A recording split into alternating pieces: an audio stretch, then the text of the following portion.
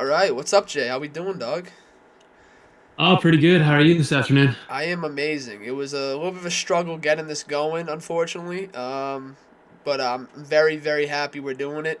For anyone who doesn't know Jay or remember our conversation that we previously had? It was about a year and a half ago, and it was like the second or third podcast I ever did, and it was the first podcast I ever did that was like aside from just a friend, you know what I mean? Like just someone I knew from my regular day to day life. So that was a big inspiration and big moment for me personally because yeah, I came away with that conversation really excited, like just being like, oh, all right, I can talk to other people aside from just my friends, you know what I mean?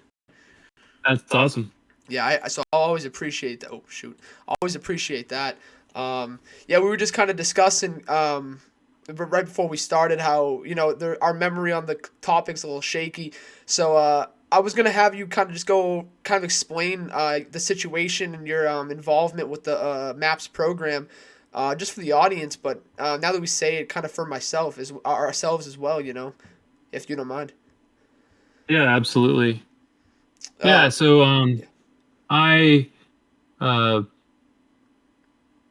I didn't really know what maps was up until I kind of started searching out kind of solutions for some of the mental health issues that I had and I had suffered from post traumatic stress disorder for as long as I could remember. I don't know if I talked about last time that I think when you suffer from something that the onset happens at such a young age, which is a really young age for me, probably around 6 or so, you don't really know that you have that that what you have is not just the way that life is. It's hard to differentiate and understand that what you're suffering from whenever that's the world that you're viewing, that's the lens that you're viewing the world from. And I never realized that I never really felt unsafe because I had ever since basically that I can remember, I didn't feel safe. And so I didn't realize that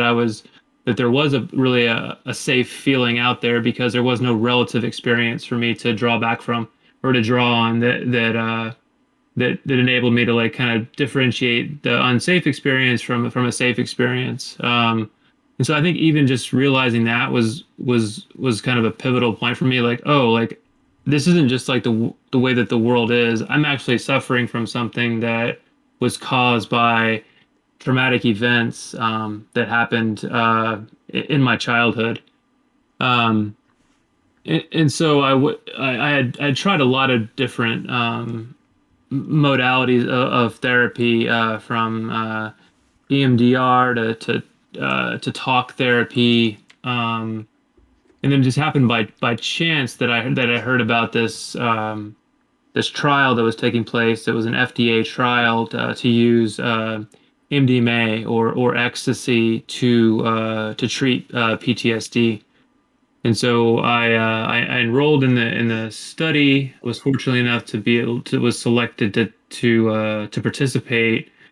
Um, and that I think was in early 2019. And then the actual therapy took place between I think, gosh, April and June or July of 2019, and the trial concluded in August of 2019. So it's been a little bit over 2 years since I partook in the trial.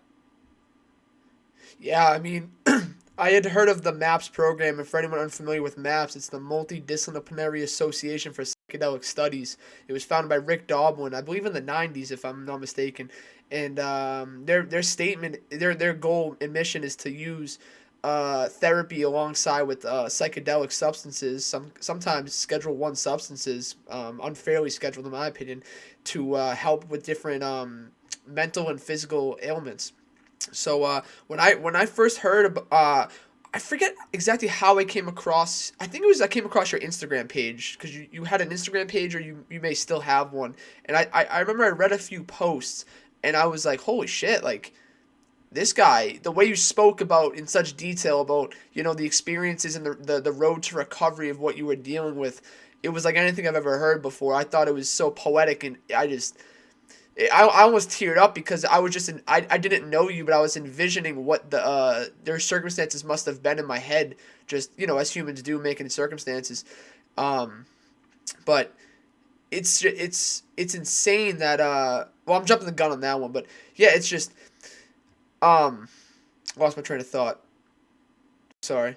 All right, let's just move on. I'm so sorry. I just got out of like a 10-hour shift of work. I'm sorry, my brain is mush right now. Um, So it is no, it is just such a profound experience because you know, you let's get dive in a little deeper into your circumstance. So this happened when you were a child, very very young. You said right, like around 6. I think you said. yeah, yeah, I was uh, repeatedly sexually assaulted as a very young child, and by a family member, and so it like. And I know I was never like felt safe enough to actually like let anybody know what was going on because the people that were abusing me were the people that were also taking care of me. And so it gave me just a very distorted sense of the world, and what kind of safety was really out there. The world never felt like a very safe place to be, and the people that I was kind of trying to trust were the people that were some of the people that were kind of harming me the most. So it was a very confusing space, and led to a very like I think confusing and distorted view of what the world was actually like as an adult, because I developed that kind of lens and framework, and it just felt like as a kid, it felt like survival. Like I was just trying to survive, and then that kind of channel that carried over into my adult life, where my adult life felt very much like survival, but I didn't understand why. I didn't understand why everything felt so dangerous, and I felt so cut off, and um, I guess like I felt trapped constantly, even as an adult. Very understandably. I mean, was this sexual abuse? Was it consistent throughout your whole entire upbringing? Did it come to a halt? How did that kind of unfold? No, fortunately, the primary abuser died whenever I was I think around 12. But most of the abuse happened between ages 6 and 8. Man, I mean, as a kid, I mean, what I don't know if you remember this because I don't remember being that age specifically, but what do you have any recollection of what was going through your head during that time period? What got you through that? How did you justify that as a child? Because some people can't justify. Not justify might be a bad word, but how did you cope with that? Because there's grown human beings who can't cope with that pressure of something such as traumatic and serious as that offense. What got you through that if you remember? It's hard to say. I mean, I think like I used like dissociation as a major tool, just like kind of leaving my body, leaving my experience, and just kind of going someplace else. I think that's how I spent a lot of my childhood, was just kind of not being really present. It's still I still struggle a lot of times with like being present, and like especially being around other people and being present. There's just kind of this pre-programmed part of me that's just like fearful of others, and unfortunately like it happened with family members, and so there's this kind of pre-programming within me that like when I get around people who are close to me, I can feel even more alarmed and unsafe because of that way that relationship developed. Um, for me as a child, it's taken a lot of work to get to a place of like where I feel like even like safety, like with my wife, and like feeling safe around her family members. And that's something that I'm still kind of working on. But I'm way more aware of what's going on now, and why I'm feeling the way that I'm feeling, and gives me an opportunity to take care of that part of me that still feels that fear. Man, before we go any further, I just wanna let you know. I'm sure you realize this now, but you are a very brave individual and very strong. And Man, we've only spoken on a handful of occasions, but man, I am genuinely, when I say it, I'm genuinely proud to be able to be in your presence and talk to someone who's experienced something that if it happened to me, I don't know if I'd still be here. Put it that way, you know what I mean? I don't know if after all those years of constant reevaluating that in my head, which I'm sure you have, and you said you do, you still experience that in some circumstances of life, man. I mean, to anyone listening to this, going through something like that, I think that this is man, this is very powerful because put the MDMA aside, put the MAPS program aside. Would you still be here right now if it wasn't for that program? In your belief, would you have kept? Would you have found the way or coping mechanisms to keep living your life? Do you and That's that's a tough question. I don't know that. Before I entered into the study, my my wife and I have talked about this. Like she was afraid that I wasn't gonna make it. Like she was fearful that I was, I was pretty suicidal. Like I've spent a great deal of my life in that state, of kind of moving back and forth between like kind of just what they call like suicidal ideation, just kind of like loosely kind of thinking about it to points in my life where I felt like suicide was the only way out of the pain that I was in. And so yeah, I mean, it's hard to say. But yeah, there's just yeah, I guess I feel tremendous sadness right now for myself at that point in my life because it just felt like so unsure um about what life, whether life was going to be able to continue. Um yeah, I mean, I think that's the on and I spent a lot of years numbing, a lot of years trying to numb the pain, drinking a lot, doing a lot of drugs, I tried, dozens of medications and ways to try to cope and to try to get through, and just to try to live like kind of a normal life. And I just never really found anything. The pain was just persistent. Um, and yeah, I mean that today that pain is much less, that's tremendously less. that's beautiful. That's beautiful that you found serenity to some extent. Because I don't want to put words in your mouth. But I assume something like that never fully leaves your mind. It fully never leaves your thought process or your judgments or your perceptions of the world, and justifiably. But the fact that you found enough peace to openly discuss this on a platform, to openly, you know, put a name to the face of the monster that is kind of going on in your mind and has in your past. I mean, man, like I said, I don't want to put words in your mouth, but it's beautiful. It's very inspirational, man. It genuinely is. Um, I don't want to dwell too deep into the aspect of your past because I don't think that's necessarily as important as what's happening very recently into your future. But I have to ask him because out of curiosity, and feel free not to answer if this is too specific of a question. Sure. When the abuse was happening, was there any other family members or anyone around you, teachers, friends, family friends, anyone who realized the abuse was going on? Like, were you totally alone in this that whole entire time? Yeah, yeah. Unfortunately, I was. I uh I look back now and I realize like I was exhibiting like behaviors that were trying to, I was acting out, trying to somehow communicate, I think, to the people around me that I was hurting, but no one ever made the connection or was, I never felt safe enough to communicate what was going on.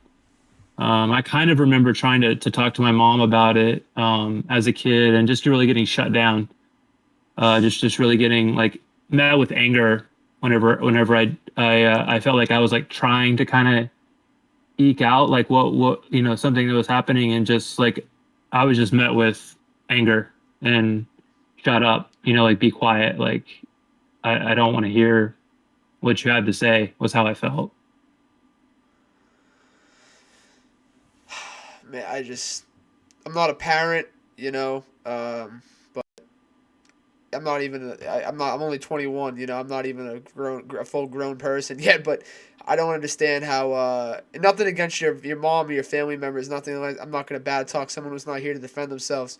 But man, how someone can turn their back and not not sympathize or take action about something so severe as that is just absolutely mind boggling. And the fact that you kind of just you had to deal with it yourself, man. I'm gonna sound like a broken record, man. You are one of the strongest individuals I've ever met. You are definitely the strongest fucking 6 or 7 year old I've ever met in my whole entire life at that age. Because I don't know anyone who's gone through nearly as much as that at that age, man. I don't. That is, man. I'm honored to be talking to you right now. Again, um, yeah. Yeah.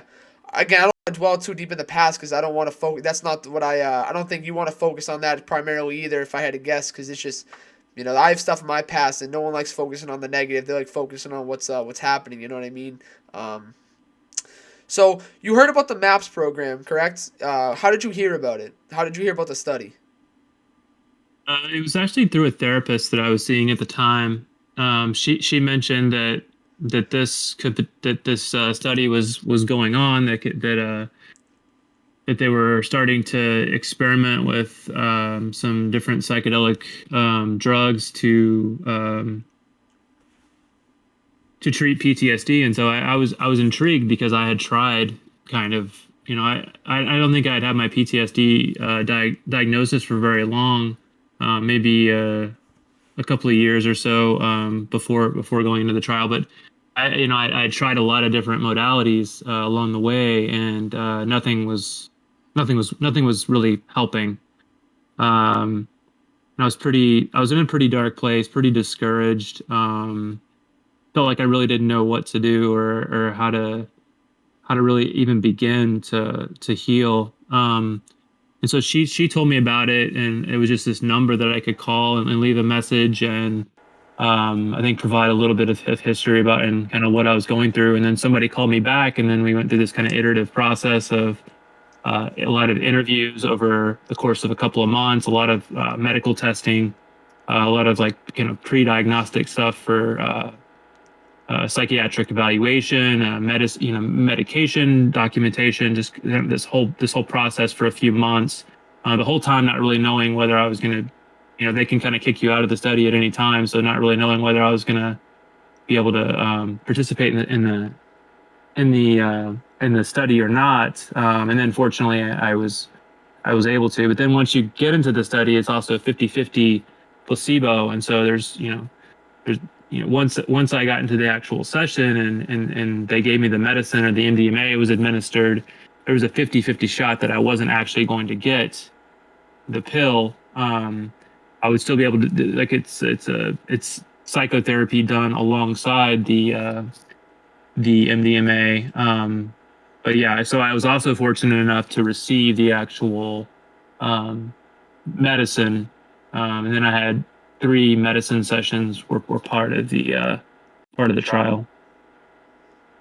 Um, did they just out of curiosity? I don't know if you know the answer to this. Did they do half placebo, half actual substance for every subject they do, for every testing they do, or is that just strictly for the MDMA? I'm not sure. Okay, Yeah. interesting. I wonder, do they do that to see if people can kind of snap themselves back into it by themselves by thinking they're taking a substance? Is that the thought process behind that? Did they explain that to you or anything?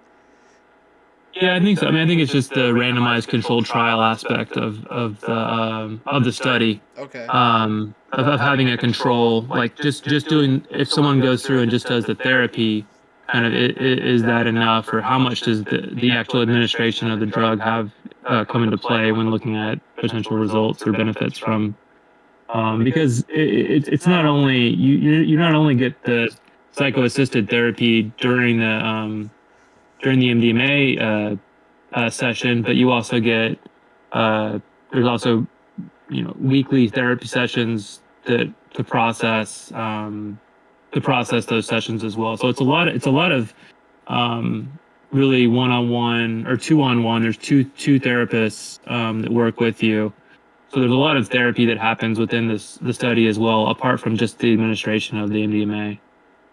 Interesting. So can you kind of take a step by step to what the you detailed how it's kind of months long. It's kind of a procedure, all the medical history. You speak to therapists, which all that's pretty understandable. My curiosity is when you show up to the to the building, to the MAPS organization building. What does the typical day look like? Your first time taking the substance or the medication? Yeah, so my wife took me there and dropped me off. You don't drive or anything like that because and so then she Probably for she the came to pick best. me up. But yeah, it starts in the morning, and you go in and lay down and talk with a therapist to make sure you're okay. Then you put on an eye mask and music, and then you take the MDMA, and then basically it's just sitting. You have the two therapists that sit with you. You go through the session, and then you stay overnight with them, and you have somebody that helps watch you overnight, and then um, you have a therapy session the following morning, after that night's sleep, which was last for I think 2 hours, and then it's going home after that. Now, I have no experience with MDMA. I have a respect and appreciation for psychedelics. Never taken MDMA personally though. How long does the effects take to kick in? Kind of, is it an instant thing or is it like a delayed reaction? What's that like?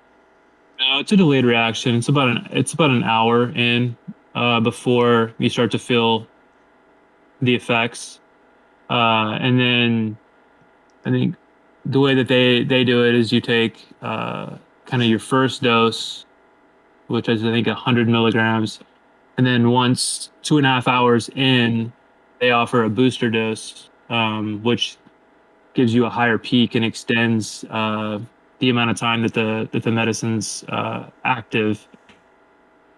And so then I would say it's about you have about 6 4 to 6 hours of like being in a pretty heavily altered state. Yeah, that's intense, especially if the whole time you're doing it, you're constantly just thinking in your mind about past traumas. That's got to be kind of heavy, you know. I can Yeah. only imagine. Yeah. What was the initial thoughts when you first started to feel the effects of it? Were you instantly like overwhelmed by a feeling? Were you just thinking like how did that unfold? Um, I think the first time that I took it, like it was just like I didn't know whether I had actually gotten the MDMA or not. So it was just like sitting there and like waiting, like is my mind playing tricks on me? Like am I feeling something? Am I not? And then I got kind of used to it after because you do 3 different sessions of that, and so then after the first session, I knew that it was going to be the MDMA. But yeah, it's just you start to like kind of it just kind of fills your body with this like really warm, um, like kind of loving feeling. And for me, it was like kind of the first time that I think ever really had a sense of like safety and like love and like support. And I think having all those things kind of come together, along with the couple of therapists that were there that I trusted enough, kind of just let everything start to come out. Let a lot of those kind of past experiences and memories come out and start to process through some of that stuff. Because before I'd started the trial, I couldn't remember. I mean, my childhood was like a black box. I mean, it was like it's just like nothing was really like I had a couple of memories, but nothing was really there. And now I remember a lot of my childhood experiences, and a lot of like the feelings that I felt as a child, and a lot of very vivid memories that I have of my childhood. So the treatment not only kind of gave you a perspective booster in how you look at the how you look at what happened, but it also resurfaced different memories and events in the past too, like just grabbed them from your subconscious or something like that. Yeah. That's amazing. Yeah. That wow. Was that a little overwhelming? Because I feel like if that was me, first of all, if this was me, the whole thing would be overwhelming for me. So I just basing it off my own judgment, how it would be for me, my questions. You know what I mean? But how did Yeah. that feel? Yeah. I mean, I think absolutely. Like, I don't know without like in the absence of like an altered to be in an altered state, I'm not sure that I would have been able to access those really horrific like memories and experiences. Um, because it was like I could feel that I was like overwhelmed, but I was okay with it. You know, Yeah. it was like I could feel like all the tremendous like fear and like a lot of the experiences, but there was also a sense of peace that was there like at the same time. So it made it okay and more manageable. Man, this is obviously a newer space for the mental health area, so I'm sure for many people this is the very first time they're hearing anything like this. The first time I heard anything like this was when we spoke the first time. So this is probably a lot of information for people. So it's just, man. So okay, let me ask you this: every single time you did the treatment, was there a chance of a placebo, or was it only the chance on the initial starting treatment? No, it was only in the initial starting treatment. So then I knew every subsequent session that it would be the MDMA. I Gotcha, wouldn't have to worry about it being the placebo. gotcha. Now The good thing about it go ahead. is Sorry. that like if you do like if you're part of the trial and you receive the placebo, like whenever it is legalized and they're actually able to do it, you'll be able to come back and get an actual session with the real drug. It might take a while Yeah. because it has to be legalized, but at least they don't, you know, you're going to be able to get it eventually if you didn't get it during the study. Yeah, the FDA sucks. I'm just gonna say that, Yeah. but they're a terrible organization. But that's a beautiful thing. So that you cause so if you kind of slip up eventually later on down the road, not slip up, but if you fall into a deeper hole, you have a chance to kind of go back onto that and rediscover um, that experience. That's beautiful, man. Yeah. Have you had you mentioned you had tried substances prior to doing the study. What had you ever tried MDMA on your own?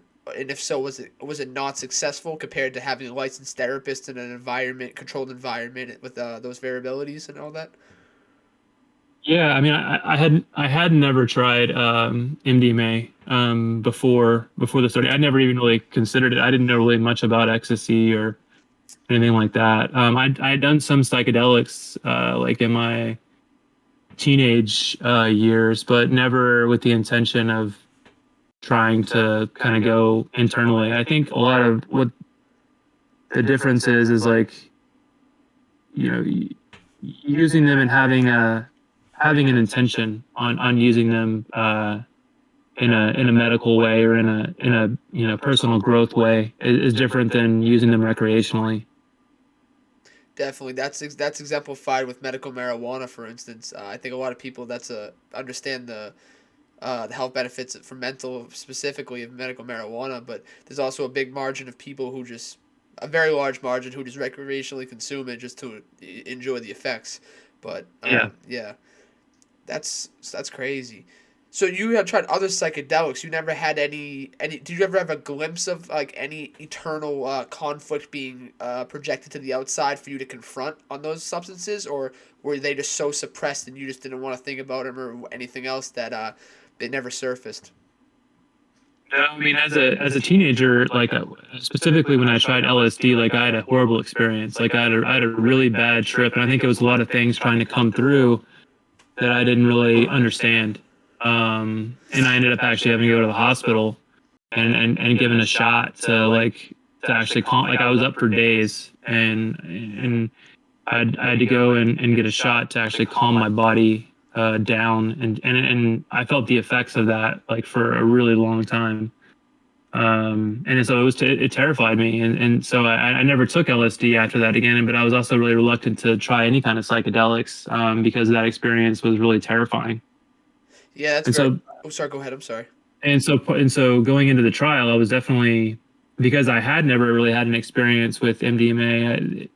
I was really afraid of what was going to happen once the drug took hold. I mean, it was kind of like jumping down the rabbit hole, and you don't really, you don't. I had no idea what was going to come up, or what experience I was going to have, but I knew that I had to do something with my life. That I had to try something different. Um, because the trajectory that I was on was not you know not sustainable, and felt like death, really, really. Yeah. No, I've never been in anywhere close to your circumstance, but I've been in a place where not wanting to not live anymore is a suitable option. And when you get to a certain point after a prolonged amount of time, man, you will do absolutely anything that you can get a hand on or a grasp of to numb that pain or to ease that pain in any way. So I think there's a majority of people listening to this that have had that experience as well. So I think what you're saying is really going to resonate with people, man. I really do. Yeah, I hope so. It's yeah, it's beautiful. Now, let me ask about COVID. Kind of switch the topic here. How has COVID affected kind of you as a person and your mental health? Because for a lot of people, their mental health rapidly declined during COVID. I mean, it was all over the news. It was everyone was talking about it. This and that. How did that affect you? Being I don't know where your circumstances were, but I know a lot of people were locked in the house. They didn't have much to do. So did that have any negative bearings upon your circumstances? I don't know. I guess to answer that, I'm not really sure. I think for me, it could have been actually beneficial because I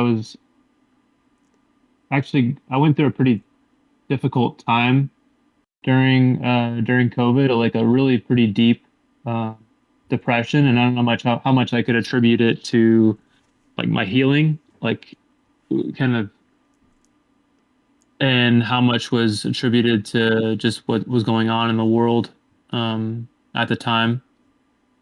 Uh, Definitely, definitely. Yeah, I but just yeah, go ahead. Sorry.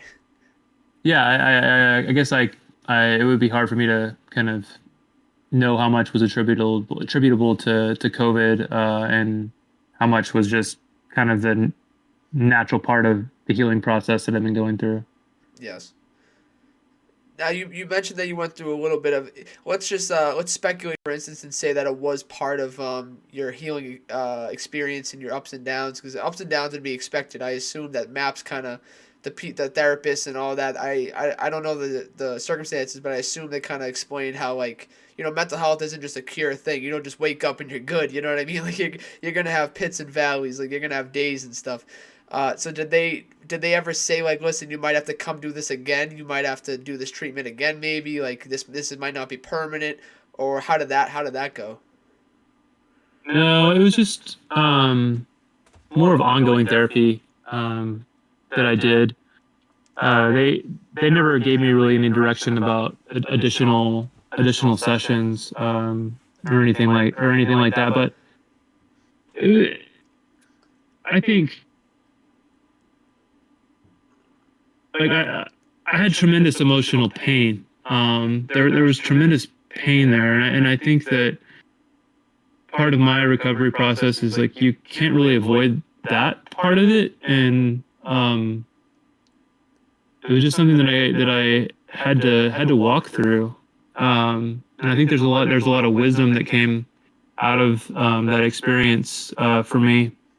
And maybe some people do the MDMA therapy, and they process the trauma, and like they feel like fine, just I get quote unquote fine afterwards. But for me, it was a lot of work, and still, I still am doing work, but for me, it was the MDMA just kind of gave me the glimpse of a possibility of healing, but then a lot of the healing work has actually been done outside of that, and just with both in therapeutic setting and just in real world setting, and facing um,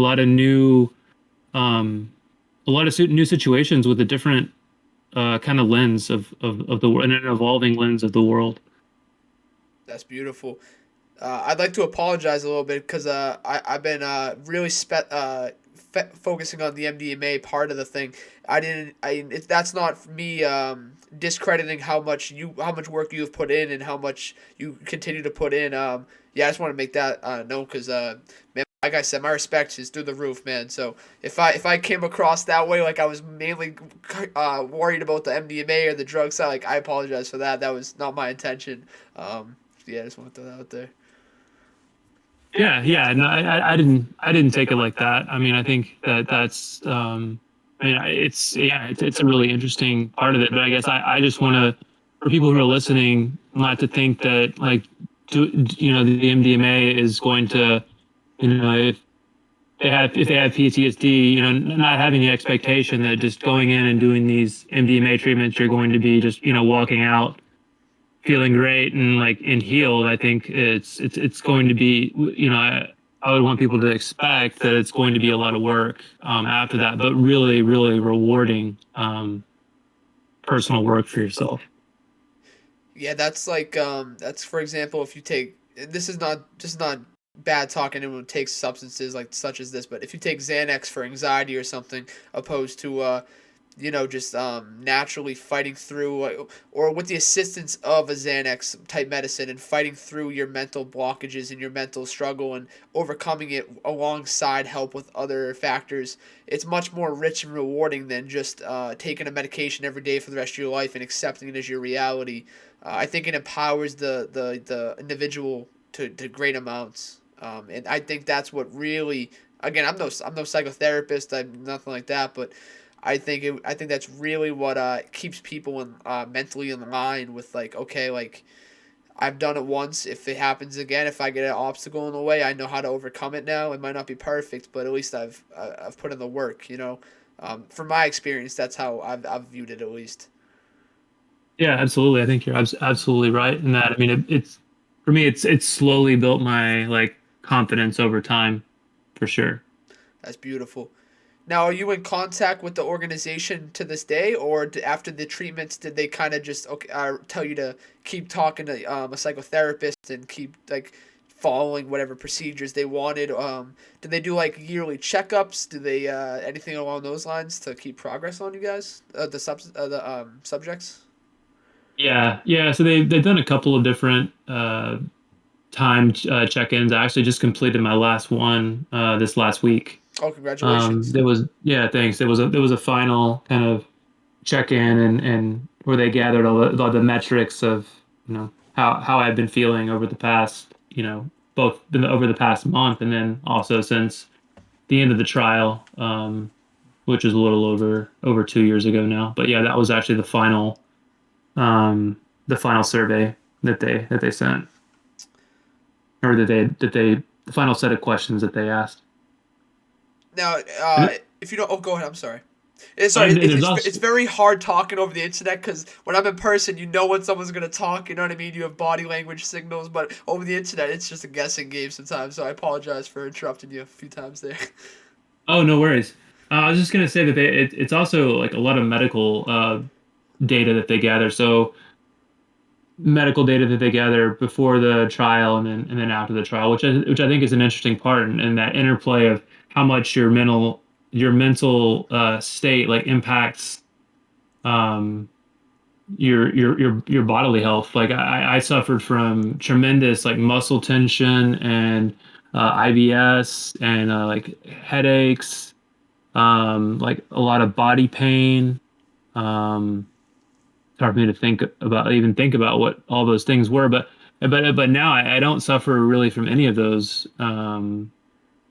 things in my body, and so that's been kind of an amazing part of the journey is figuring out how much your body is linked with your mental health and your mental well being.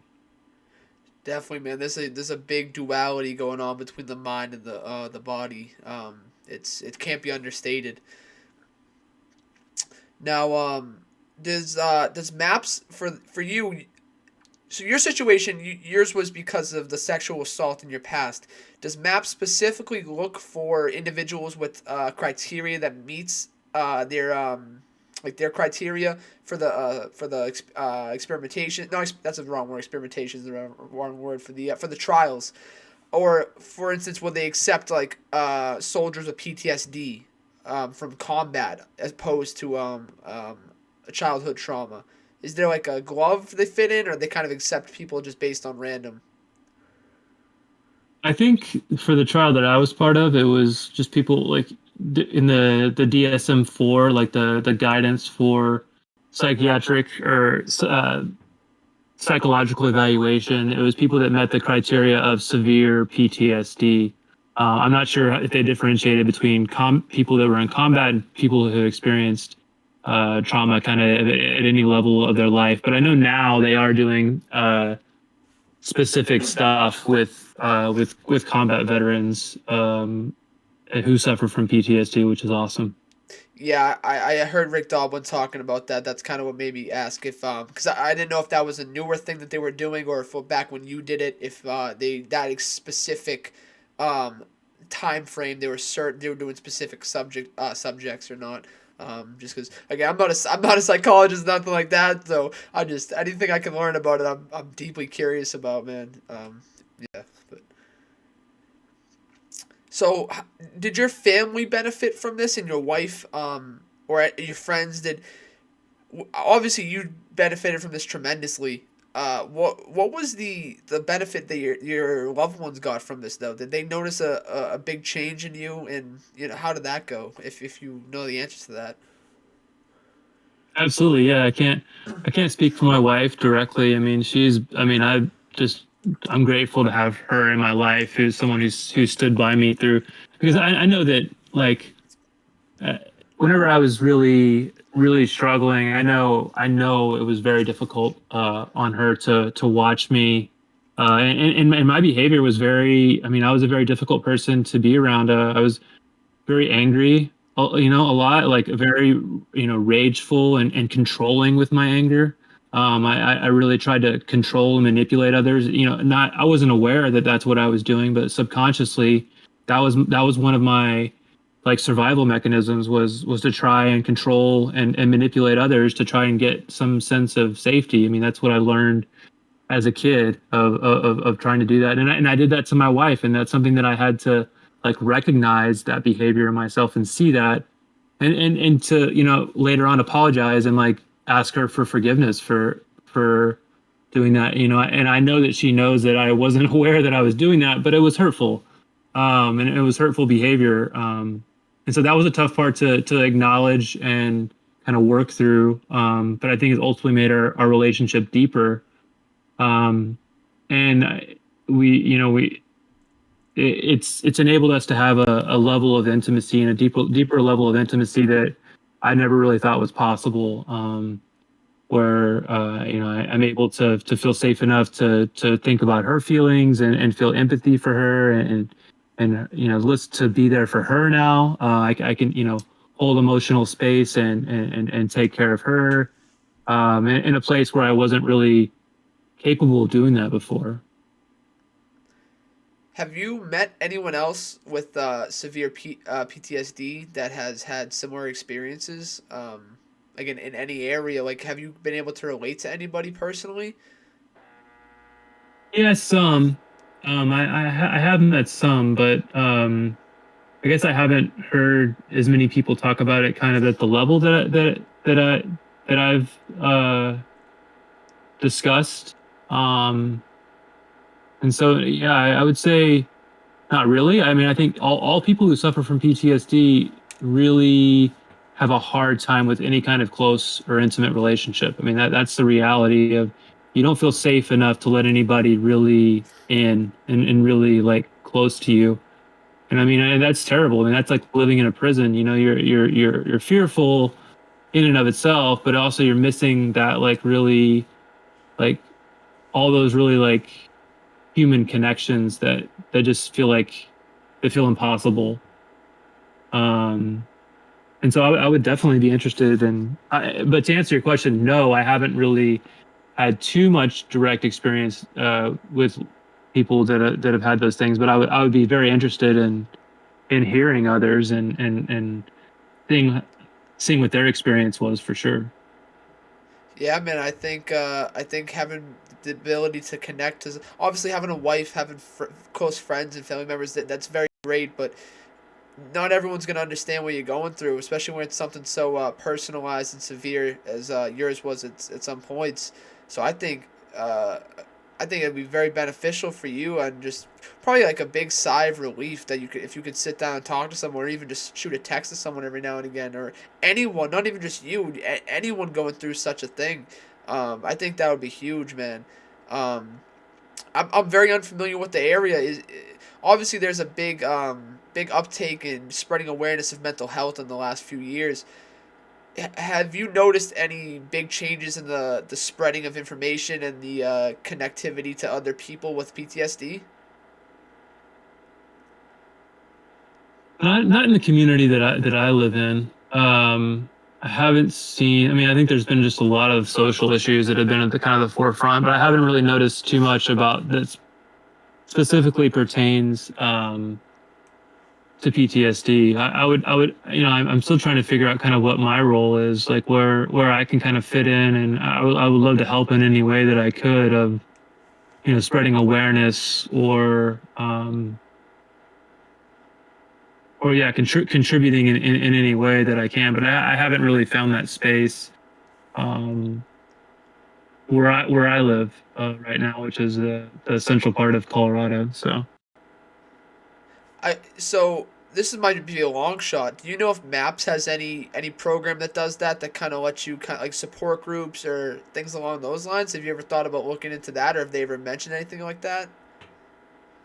no, they haven't. I mean, I am a part of some support groups, but it's not necessarily specific to PTSD. Okay. Um, yeah, and so I do have some support for sure, like with my mental health and like with in a group setting with people who have gone through similar um, experiences.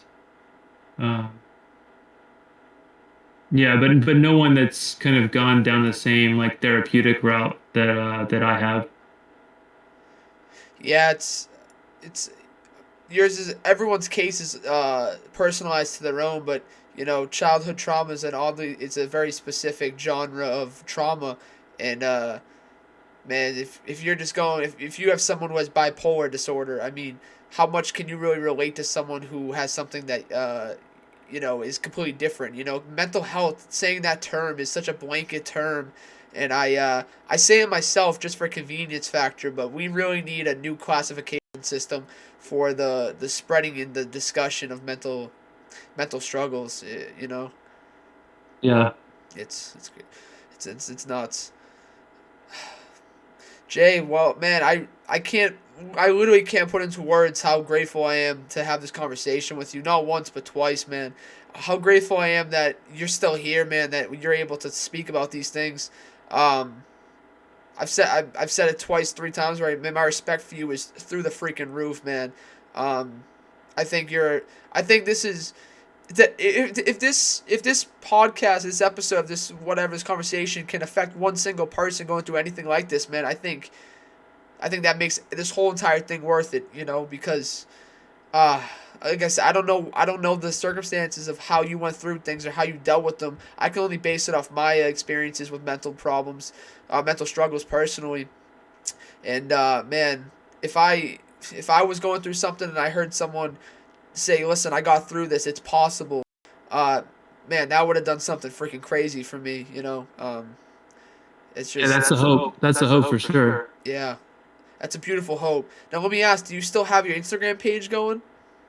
Yeah. I'm not that active on it as much as I was. I think, but I still have that page going. But I am interested in learning a little bit. I mean, yeah, I think I'm still just trying to find kind of my path of like how I can be um, most helpful in that realm in that world. And I hope that as the treatments become legalized in the next year or 2 years that I can be a resource for people who are thinking about doing it. That's awesome. I'd love it if you would text me after we're done with this. Text me a link to your username, or so I can put in the description of this video. Just so if anyone wants to further get into your story or learn more about you, or if you're open to it, connect to you and talk to you. If you're open to that, don't. I'm not throwing the idea out there without your okaying, but. Yeah, I'd love to be able for people to be able to read more into your story and really deep dive into your stuff because man, your story you have a powerful story, man, and it's not over yet. You know that's the beauty of it. Yeah, yeah, absolutely. I'll definitely provide that for you. And anyone who's listening to this, feel free to reach out with any kind of questions that you might have. Beautiful. All right, man. I listen. I wanted to go longer, but I feel so bad. We started like 3 hours late just because of my schedule. And again I apologize for that, man. Not only did you survive severe PTSD with flying colors, man, you're a great guy and you got patience like no one else. Cause man, if I was waiting over 3 hours for someone to do a podcast, I'd tell them to f off. So man, my gratitude is very large for you, man. I appreciate you very much. Thank you. You're very welcome. Thanks for doing what you're doing. I appreciate that too.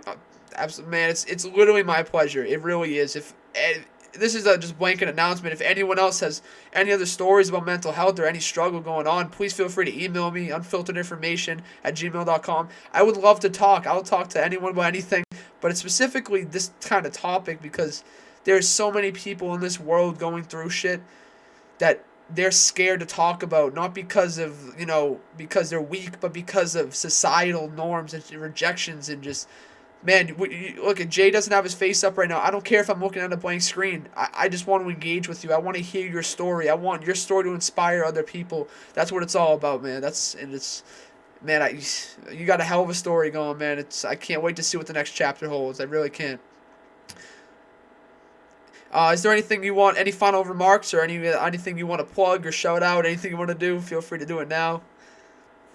No, I think, like I said, if anybody out there is, uh, knows of any organizations or any ways that I could help with my story or with any information, yeah, feel free to please reach out. Awesome, man. Awesome. Well, I hope everyone has a great Thanksgiving. It's obviously every year, all year round should be time to be grateful, but now's a great time to be grateful and tell the people around you love them. That's just my final words right there. You know, so Jay, it was an honor, man.